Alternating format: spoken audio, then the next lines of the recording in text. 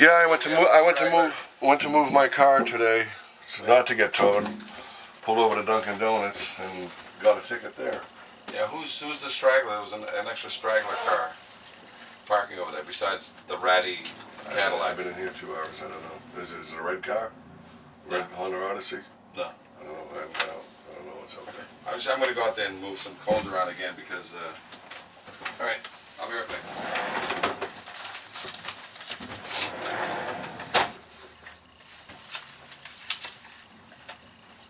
So you're gonna go over the tech position contract, and we'll go back to the.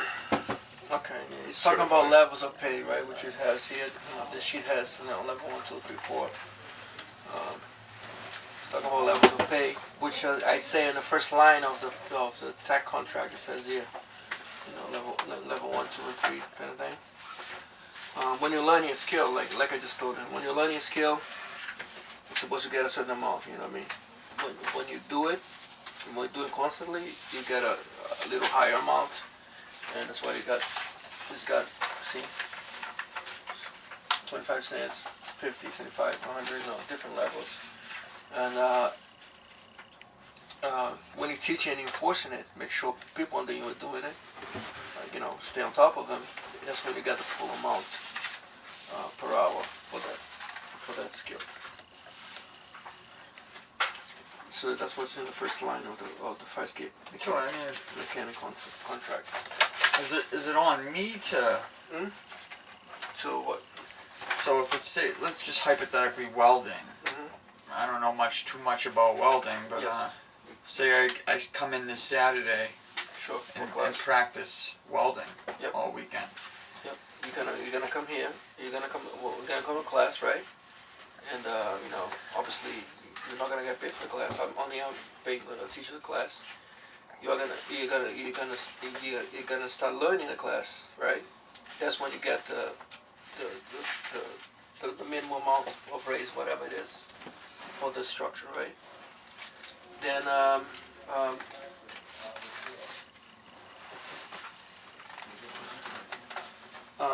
for the paymaster, for example, you need to give me 10. You need to give me 10. Good weld bars, okay? Again, if you want it, you can learn that stuff in a couple of days, and then you get the minimum pay, right? If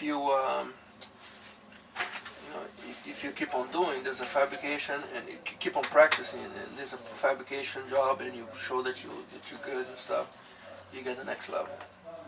If you're teaching and enforcing it, then you get the last month, last one. So it's all investment. You come in, you learn for free, and then you get paid on that. Especially when you teach, you get paid for that. You get a raise. That's what's supposed to go. That's how it's supposed to happen progressively. A vertical weld is harder than a horizontal weld. So? Very good. The vertical weld is, it's a lot harder. 90% of the welds you do is horizontal, or you can manipulate it to be horizontal. Like you got something that upright that's horizontal, but you can just turn it to the table. Just turn it vertically. Sometimes welding it's easier that way. But if something that's you can't, you just gotta weld it. So let's say 85% is horizontal, and then 10 is vertical, and then 5% of the weld is overhead. Because you can always manipulate your piece. Most of the time you can manipulate it to make it horizontal, which is the easiest way to weld. And when it's not getting vertical, when it's not getting overhead, that's a little harder. Because of what? Gravity? Because of gravity. Because weld is filled like a bucket. Once you run out. When you do weld, it's filled like a water. So when you're doing because it melts and it fills. Just like soldering. Have you ever soldered? Until it dries, right? It runs down. It's going to run follow gravity. It's like lava melting. Until it dries, it's running down. So if you're on the vertical, if you're doing something vertical, nothing runs down because it's vertical. So if you're doing, horizontal. We're getting into a technical class here again, guys. Again, yeah, it was. I know. I just asked. No, I know. Just but curious. I'm just trying to say. You just stopped me. You just stopped me. It's a technical class. All right. just asked me if it was harder or not. The horizontal ones is the easiest one. Is the one we try to do. So I mean, am I learning all of these right now? That's what I was trying to clarify with him. You know. So that's what I tried to clarify this. So he said, from what he told me, that if you don't just want to go for a ride, stay per diem, right? You just come Tuesday, Wednesday, Thursday and work, right? Be responsible, professional, right? Accountable. But if you want to learn more, and if you want to, like, it's basically on you kind of thing.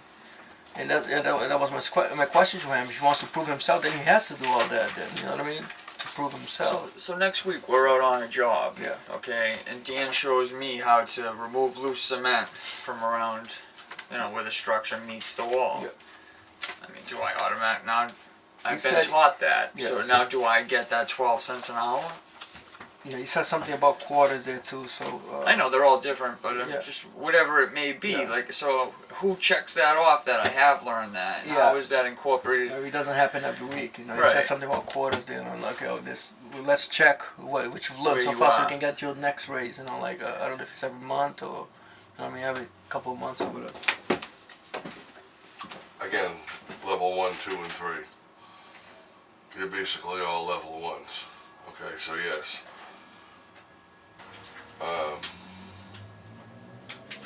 Let's get into The general contracting here. A lot of stuff.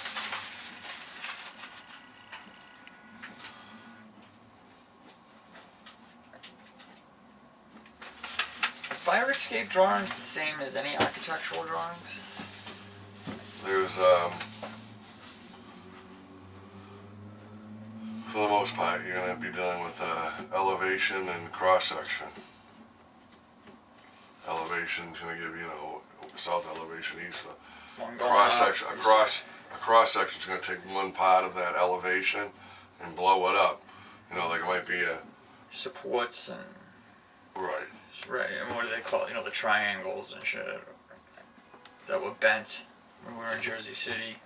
That would show a side profile of that. Well, you'll have a front elevation. You can have front elevation, a side elevation, the other side. North, south, east, west. Right. So you Now, one now looking when you at take an them. elevation shot, can you take one part of it and do a cross section? So in other words, can I take the front platform and give you a cross section of just the railing where it meets the platform? That's cross section. Follow what I'm saying? Yeah. Or if you were looking straight down through the fire escape, you're gonna see this top platform has a ladder. Obviously, it wouldn't be in the same spot on the next platform. It would be they offset them so you can't fall straight through. Right. So each That would platform. be your top elevation. So that's your top. So you'd have one looking straight down, maybe, and then one looking at them as a full structure. Are they always the same, or like just 1 and 2? It's usually 1 and 2. As you learn drawings, again, you'll have a north, south, east, west elevation, top elevation, which would show you down. Okay, you might even have a bottom elevation, which is showing what's in the ground, and then you can have cross sections. A set of plans you've seen them can be like this. That's why I'm asking. Yeah. There's a lot of shit to know sometimes. They're not in that much That depth. in depth. I mean, when you get up to level 3, which would be Cisco's on drawings, yeah, you got to be able to do all elevations, top view, cross section. I mean, it's gonna come into fabrication though when you go to draw that stuff. I bet I'll be fabricating a lot.